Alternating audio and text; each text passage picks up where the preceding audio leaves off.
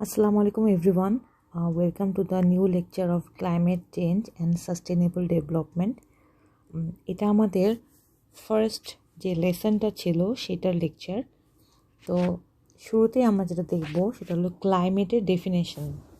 ঠিক আছে? তো ক্লাইমেট কাকে বলছে? Climate means the usual condition of temperature, humidity, atmosphere, pressure, wind, rainfall and other meteorological elements in an area of the earth's surface for a long time. তার মানে বোঝাচ্ছে আমাদের এই যে এলিমেন্টগুলো আছে এই এলিমেন্টগুলোর যে রেঞ্জ বা যেই পরিমাপ যে ভ্যালু সেটা একটা লং ডিউরেশনে কীরকম থাকবে সেটার উপর ডিপেন্ড করতেছে আমাদের ক্লাইমেটের ডেফিনেশন। যেমন আমাদের দেশের পার্সপেক্টিভে যদি বলি, আমাদের দেশে সাধারণত টেম্পারেচার থাকে 30 ডিগ্রি কাছাকাছি, 30 ডিগ্রি, গ্রীষ্মকালে থাকে 40 ডিগ্রি হতে পারে, আবার শীতকালে দেখা যায় যে 10 ডিগ্রি নিচেও নামতে পারে। তো এই যে আমাদের এই টেম্পারেচারের এই ক্যারেক্টারিস্টিক্সটা সেটা বছরের পর বছর বিভিন্ন সিজনে একই রকম যে থাকতেছে এইটাকে আমরা বলবো, তখন বলবো যে এটা হলো আমাদের ক্লাইমেট, এটাই আমাদের দেশের climate. So in simple terms it is the average condition for about 30 years. তার মানে 30 বছরে যদি আমরা একটা দেশের বা একটা এলাকার এই প্যারামিটারগুলোর এই এলিমেন্টগুলোর পরিমাপ অ্যানালাইসিস করে দেখি, তাহলে দেখা যাবে যে অ্যাভারেজ কন্ডিশনটা আমরা পাবো সেটাকে আমরা বলতে পারি সেই এলাকার ক্লাইমেট। সো নেক্সট হলো, তাহলে প্রশ্ন হতে পারে যে ক্লাইমেট এবং ওয়েদারের মধ্যে পার্থক্য কী। সো সহজ ভাষায় যদি বলি, এখানে যে কথাটা বলা আছে সেটাকে যদি সহজ ভাষায় আমি বলি, তাহলে ওয়েদার হলো শর্ট টার্ম কন্ডিশন। যেমন আজকের দিনটা কেমন, আজকের দিনটা কি সানি নাকি উইন্ডি নাকি রেইনি, এই যে আমরা শর্ট টার্ম একটা সময় ধরে যখন চিন্তা করি যে এখন এই মুহূর্তে কেমন বা কালকে আমাদের আবহাওয়াটা কেমন থাকবে, এই শর্ট টার্ম পরিমাপটাকে আমরা বলি ওয়েদার। ঠিক আছে? আর যখন লং টার্ম, লাইক বলা হয়েছে 30 ইয়ার্স, আমরা যদি 30 ইয়ার্স ধরে অ্যানালাইসিস করি তাহলে যে পরিমাণটা আমরা পাবো সেটাকে আমরা বলতে পারি ক্লাইমেট। তার মানে প্রতি বছর একটা পার্টিকুলার সময়ে আবহাওয়াটা ওরকম থাকবে। তার মানে আপনি যদি এমনভাবে চিন্তা করতে পারেন যে ওয়েদারকে যখন আমরা অনেক বছর ধরে বা লাইক 30, 40, 50 ইয়ার্স ধরে অ্যানালাইসিস করে যে প্যাটার্নটা পাবো সেটাই হলো আমার ক্লাইমেট। ঠিক আছে? সো নেক্সট হলো ক্লাইমেট সিস্টেম। ওকে, সো ক্লাইমেট সিস্টেমে সাধারণত 5টা কম্পোনেন্ট থাকবে। প্রথমটা হলো অ্যাটমসফিয়ার, আমরা সবাই জানি অ্যাটমসফিয়ার কি। Then ocean, land surface, ice and snow surface both in land and ocean areas. তার মানে ল্যান্ডের এবং ওশেনেও আইস কিউবস থাকে, আইস থাকে, আমরা দেখেছি বড় বড় আইসের স্তূপ থাকে যেটা অনেক সময় ফ্লোট করে অথবা এক জায়গায় স্ট্যান্ড থাকে। অ্যান্টার্কটিকার দিকে আমরা এই ধরনের আইসের অনেক বড় বড় স্তূপ দেখি। তো সেটাই বলছে যে ওশেন এরিয়াসেও আইস থাকতে পারে, সেই আইসটা প্লাস বায়োস্ফিয়ার, এই 5টা হলো আমাদের ক্লাইমেটিক সিস্টেমের এলিমেন্ট। ঠিক আছে? বায়োস্ফিয়ারটা কি? বায়োস্ফিয়ারটা হলো আমাদের পৃথিবীর যেই এরিয়াটা জুড়ে লিভিং ক্রিয়েচারগুলো মানে প্রাণী বসবাস করে, প্রাণী বা গাছ, মধ্যে কথা জীবনের বসবাস যে এরিয়াটা জুড়ে সেটাকে আমরা বলবো বায়োস্ফিয়ার। সেটা কীরকম? সেটা সমুদ্রের গভীর থেকে আকাশ পর্যন্ত হতে পারে, কারণ সমুদ্রের গভীরে আমরা জানি মাছ থাকে বা আদার্স মেরিন ক্রিয়েচার্স থাকতে পারে, এবং আকাশে বিভিন্ন পাখি ওড়ে আমরা জানি। সো এই রেঞ্জটা হলো আমাদের বায়োস্ফিয়ার। ঠিক আছে? সো এখানে একটা সিম্পল ছবি দিয়ে আমাদের ক্লাইমেটের যে কম্পোনেন্ট, বিভিন্ন কম্পোনেন্ট, সেটাকে পিকচারাইজ করার চেষ্টা করা হয়েছে। যেমন দেখেন এখানে আমাদের অ্যাটমসফিয়ার, ঠিক আছে, এটা আমাদের ল্যান্ড সারফেস, হিউম্যান ইনফ্লুয়েন্স, মানে এই এলাকাতে আমাদের হিউম্যানের বসবাস বা ইউজেস থাকবে। সো এটা হলো ওশেন, দেন এখানে দেখেন ওশানের উপরও কিছু আইস আছে, যেটাকে বলা হচ্ছে সি আইস। এখানে হিট এক্সচেঞ্জ হচ্ছে, কারণ দেখেন এখানে বাতাস আছে এবং এখানে পানি আছে। সো বাতাস এবং পানির টেম্পারেচার দুটো ডিফারেন্ট হবে, হিট এক্সচেঞ্জ হবে। উইন্ড স্ট্রেস থাকতে পারে, কারণ যেহেতু সমুদ্র এলাকা। Precipitation, evaporation. প্রেসিপিটেশন মানে আমরা জানি বৃষ্টিপাত বা snowfall, any form of water coming from the atmosphere to the surface, এটা হলো আমাদের প্রেসিপিটেশন। আর ইভাপোরেশন হলো পানি বাষ্প হয়ে উড়ে যাওয়া। অ্যারোসোলস, এই গ্যাসগুলোকে বলা হচ্ছে অ্যারোসোলস, এটা মনে রাখবেন, এটা এমসিকিউতে আসতে পারে যে which is not a part of aerosols, এটা মনে রাখবেন। দেন ক্লাউডস, বায়োমাস, ল্যান্ডমাস, ঠিক আছে। হাইড্রোলজিক্যাল সাইকেল, আমরা হাইড্রোলজিক্যাল সাইকেল অলরেডি হাইড্রোলজিতে পড়েছি। সো এই সবগুলোই হলো আমাদের ক্লাইমেটের একটা অংশ, যেটা কিনা আমাদের ক্লাইমেটিক সিস্টেমটাকে তৈরি করে, ফর্ম করে।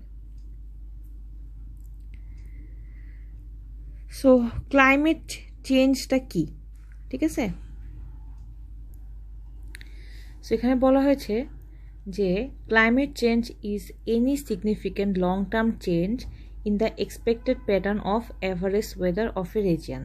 আচ্ছা, যদি সহজ ভাষায় বলি, তার মানে এখানে বোঝাচ্ছে যে কোনো একটা এলাকার যে এভারেজ ওয়েদার কন্ডিশনটা আছে সেটা যখন চেঞ্জ হয়, কখন over the significant period of time, মানে একটা নির্দিষ্ট টাইমের উপর দিয়ে যখন অ্যাভারেজ ওয়েদার কন্ডিশনটা চেঞ্জ হচ্ছে, সেটাকে আমরা বলবো ক্লাইমেট চেঞ্জ। আচ্ছা, যদি আমি এক্সপ্লেন করতে চাই সহজ ভাষায়, তাহলে আমরা বলতে পারবো, আমরা যখন ছোট ছিলাম, যখন আমাদের 7-8 বছর বয়স ছিল হয়তোবা, তখন আমরা দেখতাম যে ডিসেম্বর, জানুয়ারি এই মাসগুলো খুবই ঠান্ডা হতো, প্রচণ্ড ঠান্ডা, ঠিক আছে। কিন্তু এখনকার ঠান্ডার সাথে যদি সেই ঠান্ডা তুলনা করেন, আপনারা দেখবেন যে এখন ঠান্ডাটা অনেক কম। তার মানে এখন অ্যাভারেজ যে টেম্পারেচার সেটাই আর কমে আসছে আমাদের, সেটা বেড়ে গেছে, ঠিক আছে। তার মানে ছোটোবেলার তুলনায় এই সময় আমাদের টেম্পারেচারটা হাই। এখন আমরা ডিসেম্বর, জানুয়ারি মাসে ওরকম প্রবল শীত অনুভব করি না, অ্যাটলিস্ট ঢাকায় করি না, ঠিক আছে। এই যে ওয়েদারের চেঞ্জ হলো ওভার 20 ইয়ার্স ও 30 ইয়ার্স, এই চেঞ্জটাকে আমরা বলবো ক্লাইমেটিক চেঞ্জ। তার মানে অ্যাভারেজ ওয়েদার কন্ডিশনটাই একটা নির্দিষ্ট সময়ের উপর আস্তে আস্তে চেঞ্জ হয়ে যাচ্ছে, ঠিক আছে। তো ক্লাইমেটে how does climate effect us? So এটা কীভাবে আমাদেরকে ইফেক্ট করে? As the climate warms, it changes the nature of global rainfall and evaporation, snow, stream flow, other factors that affect water supply and quality. তার মানে আমাদের climate যে আস্তে আস্তে ওয়ার্ম হচ্ছে, মানে টেম্পারেচার আস্তে আস্তে অ্যাভারেজ টেম্পারেচার রাইজ হচ্ছে, সেই কারণে আমাদের রেইনফল, ইভাপোরেশন, স্নো, স্ট্রিম সবগুলোই এফেক্টেড হচ্ছে, সাথে আমাদের ওয়াটার কোয়ালিটিকেও এফেক্ট করতেছে। কীভাবে? আমরা এনভায়রনমেন্টে পড়ছিলাম, যখন আমাদের ওয়াটার টেম্পারেচার একটু ওয়ার্মারের দিকে যায়, তখন পলিউশন বৃদ্ধি পাওয়ার চান্সেস থাকে, ঠিক আছে। এইভাবে সে আমাদের ওয়াটার কোয়ালিটিকেও ইফেক্ট করতেছে। কে করতেছে? ওয়ার্ম ক্লাইমেট, ঠিক আছে।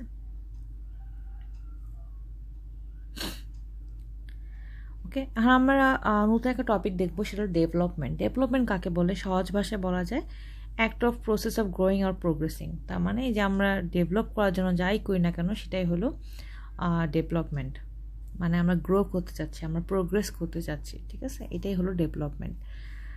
So development is what it do in attempting to improve hour lot within the Adobe. তার মানে আমাদের যতটুকু রিসোর্স আছে আমাদের আশেপাশে, যতটুকু আমাদের কাছে অ্যাভেলেবল আছে, সেই অ্যাভেলেবল রিসোর্স নিয়ে যখন আমরা নিজেদের মধ্যে ইমপ্রুভমেন্ট করার চেষ্টা করি, সেটাকে আমরা বলবো ডেভেলপমেন্ট।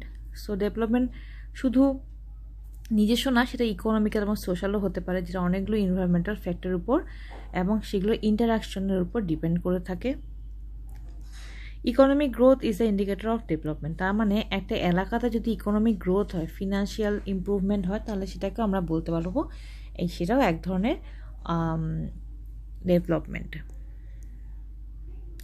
সো আমাদের কোয়েশ্চেন হলো এখন যে সাস্টেনেবল ডেভেলপমেন্ট কী, এবং সাস্টেনেবল ডেভেলপমেন্ট এবং নর্মাল ডেভেলপমেন্ট, এই দুটো কনসেপ্টের মধ্যে আসলে পার্থক্যটা কোথায়? ঠিক আছে, এখানে একটা ছবি দেখা যাচ্ছে, আপনারা দেখে ডিসাইড করতে হবে আপনাদেরকে যে এই ছবিটা কি সাস্টেনেবল ডেভেলপমেন্টের কোনো এক্সাম্পল। এটা আপনারা দেখবেন। এখন আমরা সাস্টেনেবল ডেভেলপমেন্টের ডেফিনেশনটা সম্পর্কে একটু জানবো, তারপর আপনারা বুঝতে পারবেন যে এটা আসলে সাস্টেনেবল ডেভেলপমেন্ট কি না। সো এটা খুবই ইম্পর্টেন্ট টপিক, সাস্টেনেবল ডেভেলপমেন্ট। ডেফিনেশনটা আমরা একটু দেখি। এখানে বলা হয়েছে according to the Brundtland report, okay, our common future WCEB 1987, এই তত্ত্ব অনুযায়ী সাস্টেনেবল ডেভেলপমেন্ট হলো the development which meets the need of present without compromising the ability of future generation to meet their own needs. যদি সহজ ভাষায় বলি তাহলে ব্যাপারটা এরকম যে সাস্টেনেবল ডেভেলপমেন্ট সেটা ডেভেলপমেন্ট যখন মনে করে না আমাদের কোনো একটা কিছু দরকার আছে এই পয়েন্টে, এবং সেই দরকারটা পূরণের জন্য আমরা কিছু ডেভেলপমেন্ট করতেছি। ঠিক আছে, তো এই ডেভেলপমেন্টটা এমনভাবে করা যাবে না যেটা কি না ফিউচার জেনারেশন যখন আসবে তখন তাদেরও কিছু নিডস থাকবে, কিছু চাহিদা থাকবে। তো তখন যেন তাদের এই নিডস বা এই চাহিদাটাকে পূরণের জন্য কোনো বাধা না হয় আমাদের এখনকার ডেভেলপমেন্টের, মানে আমাদের এখনকার ডেভেলপমেন্ট তাদের ডেভেলপমেন্টের জন্য কোনো বাধা সৃষ্টি না করে সেভাবে করতে হবে আমাদের সাস্টেনেবল ডেভেলপমেন্ট। সো এটা একটা তত্ত্ব। আরেকটাভাবে বলা যায় যে এমনভাবে আমাদের ডেভেলপমেন্টটা করতে হবে যাতে কি না এনভায়রনমেন্টের উপর কোনো ইফেক্ট না হয়, যাতে এনভায়রনমেন্টের যেই ন্যাচারাল কোর্স অফ অ্যাকশন সেটা যেন সেম থাকে। মনে করেন আপনি একটা ব্রিজ বানাবেন, সো ব্রিজ তো আমাদের অবশ্যই খুব ইম্পর্ট্যান্ট, কারণ আমাদেরকে এক পয়েন্ট থেকে আরেক পয়েন্টে যেতে হয়। যদি আমরা নদী পার হতে চাই অনেক সময় লাগে, প্লাস অনেক বাধা বিপত্তি হতে পারে। কিন্তু যখন একটা ব্রিজ হয় তখন দেখা যায় যে ব্রিজের কারণে আমরা ইজিলি নদীটা পার হতে পারছি, প্লাস ব্রিজের থ্রুতে আমরা ট্রেন লাইন নিয়ে যেতে পারি, ইলেকট্রিসিটি লাইন নিয়ে যেতে পারি। সো একটা ব্রিজ তৈরি করা আমাদের জন্য ইম্পর্ট্যান্ট। ঠিক আছে, কিন্তু ওই ব্রিজ তৈরি করতে গিয়ে আমরা নদীর যে ক্ষতিটা করি বা নদীর যেই অ্যাকোয়াটিক লাইফ আছে, ফিশ লাইফ আছে, ওগুলোর যে ক্ষতিটা করি, এইটার পার্সপেক্টিভে আমরা বলতে পারবো যে আমাদের এই ডেভেলপমেন্টটা সাস্টেনেবল ডেভেলপমেন্ট না। ঠিক আছে, কারণ অনেক বছর পর দেখা যাবে যে নদীর গতিপথ চেঞ্জ হয়ে গেছে সেই ব্রিজের জন্য, বা ওখানকার ওই এলাকার মাছ মারা গেছে। সো আমাদের নেক্সট জেনারেশন দেখা যাবে সেই নদী থেকে যে মাছ পাওয়ার যে একটা অপশন, সেই অপশনটা তাদের জন্য থাকবে না। তো নেক্সট জেনারেশন এখানে ক্ষতিগ্রস্ত হলো। সো এইভাবে ডেভেলপমেন্টটা করা যাবে না, এমনভাবে করতে হবে যাতে কোনো ধরনের adverse effect in the future না থাকে। ঠিক আছে, সো এটাই ছিল সাস্টেনেবল ডেভেলপমেন্টের কনসেপ্ট, আশা করি বুঝতে পেরেছেন। সো সাস্টেনেবল ডেভেলপমেন্ট এটার কিছু অবজেক্টিভ আছে। ঠিক আছে, যেমন দেখেন ইকোনমিক্যাল অবজেক্টিভের মধ্যে আছে গ্রোথ, এফিসিয়েন্সি, স্ট্যাবিলিটি। সোশ্যাল অবজেক্টিভসের মধ্যে আছে ফুল এমপ্লয়মেন্ট, মানে পুরোপুরি সবাইকে এমপ্লয়েড হতে হবে। ইকুইটি মানে সমতা, সবাইকে একই রকম ট্রিটমেন্ট দিতে হবে। Security, education, health, participation, culture, identity, এইসব। দেন এনভায়রনমেন্টাল অবজেক্টিভের মধ্যে আছে হেলদি এনভায়রনমেন্ট ফর হিউম্যানস, আমাদের মানুষের জন্য একটা হেলদি এনভায়রনমেন্ট মেনটেন করা। যেমন আমরা এখন দেখি যে আমাদের চাহিদা কী ছিল, আমাদের চাহিদা ছিল যে একটা ভালো, বা আমাদের চাহিদা আমরা বলতে পারি যে একটা ট্রান্সপোর্টেশন সিস্টেম, যেখানে কিনা আমরা ইজিলি এক জায়গা থেকে আরেক জায়গায় যাতায়াত করতে পারবো ঢাকা শহরের ভিতরে যদি চিন্তা করি। কিন্তু এই ট্রান্সপোর্টেশন সিস্টেম ডেভেলপ করতে গিয়ে কী হয়েছে, আমরা এতই গাড়ি রোডের মধ্যে রোড পারমিট দিছি যে এখন আমাদের এনভায়রনমেন্টে ইফেক্টেড হচ্ছে। ঢাকা শহরে বায়ু যে ঢাকা শহরে যে এয়ার কোয়ালিটি, সেটা যদি অ্যানালাইসিস করি আমরা দেখা যায় যে পুরা ওয়ার্ল্ডের সবচেয়ে খারাপ 10টা সিটির মধ্যে বাংলাদেশের ঢাকা শহরের নাম সবসময় চলে আসে, কিছুদিন পরপরই পেপারে আমরা জিনিসটা দেখি। সো এটা করা যাবে না, হেলদি এনভায়রনমেন্ট মানুষের জন্য মেনটেন করতে হবে। Then rational use of renewable natural resources, যে ন্যাচারাল রিসোর্সগুলো রিনিউয়েবল, যেমন ওয়াটার রিসোর্স, এয়ার, উইন্ড, এগুলো ভালো মতো ইউজ করতে হবে।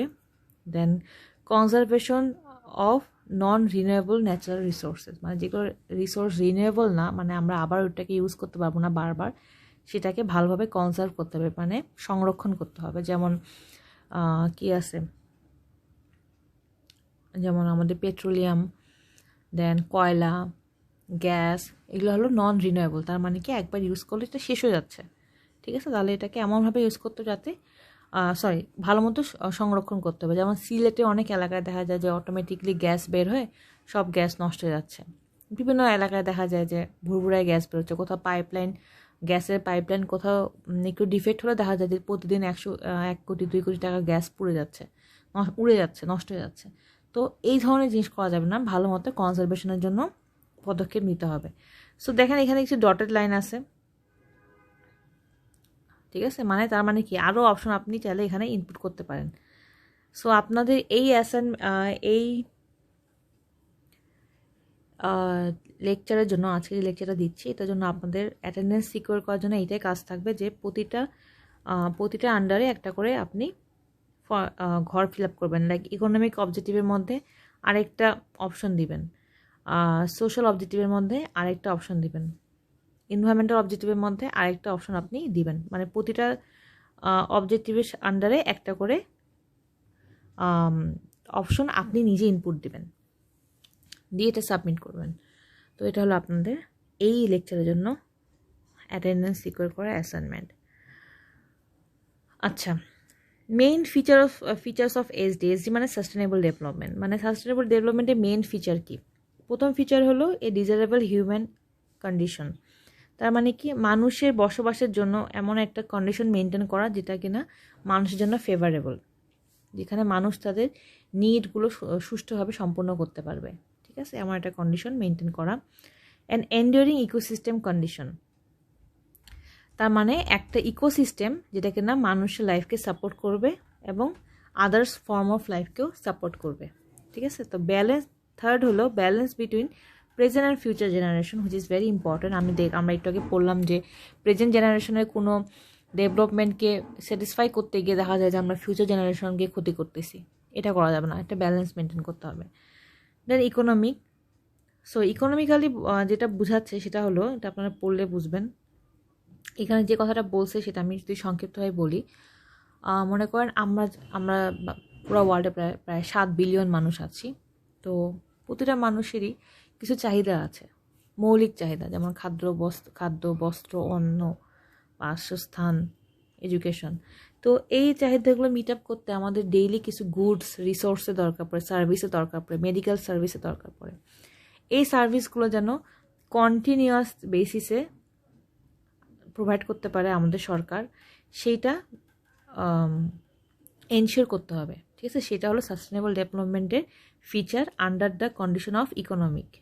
ওকে, তারপর manageable level of government and external debt, তার মানে বাইরের সংস্থা থেকে আমরা যে লোনগুলো নিয়ে থাকি, আন্তর্জাতিক ব্যাংক বলেন, এগুলো থেকে যে লোনগুলো নিয়ে থাকি, এগুলো একটা লিমিটের মধ্যে হতে হবে। এমনভাবে কোনো কিছু গ্রহণ করা যাবে না যেটা কিনা আমাদের নিজেদের পক্ষেই শোধ করা বা রিপে করা খুব কঠিন হয়ে যাবে, এটা করা যাবে না। তারপর avoid external sectoral imbalance which damage the agriculture production. আচ্ছা, সেক্টরাল ইমব্যালেন্স মানে আপনারা বুঝতে পারেন যে মনে করেন বাংলাদেশ 7টা বিভাগে বিভক্ত, ঠিক আছে? 7টা না, 8টা বিভাগে বিভক্ত। সো 8টা বিভাগের মধ্যে এক একটা বিভাগের মধ্যে এক একটা কী বলে এটা, সমৃদ্ধতা আছে, রিচনেস আছে। মনে করেন দেখা যায় যে কোনো একটা বিভাগ অনেক বেশি এগ্রিকালচার প্রোডাকশন করে, কোনো একটা বিভাগ দেখা যায় বন বিভাগ এবং মেরিন নদী সম্পদে সমৃদ্ধ, কোনো একটা বিভাগ দেয়, যেমন সিলেটের দিক গেলে দেখা যাবে যে সেটা অনেক বেশি ন্যাচারাল নন রিনিউয়েবল সোর্সে সমৃদ্ধ। এই যে সেক্টরাল যে ক্যারেক্টারিস্টিক্স আছে, যে রিচনেস আছে, সেটার মধ্যে একটা ব্যালেন্স থাকতে হবে, ঠিক আছে? যেমন সবগুলোই যেন পুরা দেশে সমভাবে বিভক্ত হয়ে যায়, সবাই সেটা পর্যাপ্তভাবে ইউজ করতে পারে, ঠিক আছে? সো এই ব্যালেন্সটাও একটা ইকোনমিকের আন্ডারে পড়বে। সো নেক্সট হলো এনভায়রনমেন্টাল। সো এনভায়রনমেন্টের মধ্যে দেখা যাচ্ছে maintenance of biodiversity, atmospheric stability, ইকোসিস্টেমের ফাংশন, এগুলো এনভায়রনমেন্টের মধ্যে পড়বে। Then socially sustainable, then sorry last point হলো সোশ্যাল। ওকে, সোশ্যাল এক্সপেক্টসের মধ্যে পড়বে যে মনে করেন কি ইকুইটি, সমতা, সবাইকে একই রকম আচরণ, একই রকম ব্যবহার পাওয়ার যে অধিকার আছে সেটা। Then social service including health and education, gender equity, political accountability and participation, মানে পলিটিক্যাল যে মানুষরা আছে তাদের কাজের জন্য তাদেরকে জবাবদিহি চাওয়া এবং সেই কাজে তাদের আমাদের নিজের থেকে পার্টিসিপেট করা, এগুলো সব সাস্টেনেবল ডেভেলপমেন্টের আন্ডারে পড়বে। তো আমরা এতক্ষণ আমরা বুঝছি সাস্টেনেবল ডেভেলপমেন্ট একটা হোলসাম আইডিয়া, তার মানে এখানে সব ধরনের ক্রাইটেরিয়া ইনক্লুড হবে, যেমন social, environmental, economic, then ecosystem and human condition. ঠিক আছে, এই সবগুলো এটার মেইন ফিচার, এটা আমাদেরকে অনেক ভালোভাবে বুঝতে হবে। সো লেকচার শেষ করবো আজকে ছোটো একটা ছবি দিয়ে। এই ছবিটা দেখে আপনারা বলেন এটা কি হতে পারে, এটা কি সাস্টেনেবল ডেভেলপমেন্ট একটা অংশ হতে পারে? কখনোই না। এখানে দেখা যাচ্ছে যে নদীর পানি শুকিয়ে গেছে, নদী বা বিল যেটাই বলেন, পানি শুকায় গিয়ে কী হয়েছে, নদীর জাস্ট মাটি মানে তলদেশ পড়ে আছে এবং সব মাছগুলো কোনোভাবে বেঁচে আছে এবং মানুষ এই মাছগুলো সংরক্ষণ করতেছে। সো এটা আমরা চাবো না কখনো। এটা কেন হয়েছে? একটা ওয়েটল্যান্ডকে ড্রাই আপ করা হয়েছে, মানে সব পানিগুলোকে নিষ্কাশিত করা হয়েছে। সো এটা কখনো একটা সাস্টেনেবল ডেভেলপমেন্টের অংশ হতে পারে না, সব মাছ এখানে মারা যাচ্ছে। ঠিক আছে, সো এইটা জাস্ট একটা এক্সাম্পল, এরকম অনেক এক্সাম্পল আছে, নেক্সট ক্লাসে আমরা আরও দেখবো। সো আশা করি আজকে লেকচার আপনারা বুঝতে পেরেছেন এবং কোনো কনফিউশন থাকলে অবশ্যই আমাকে জানাবেন। সবাই ভালো থাকবেন, আল্লাহ হাফেজ।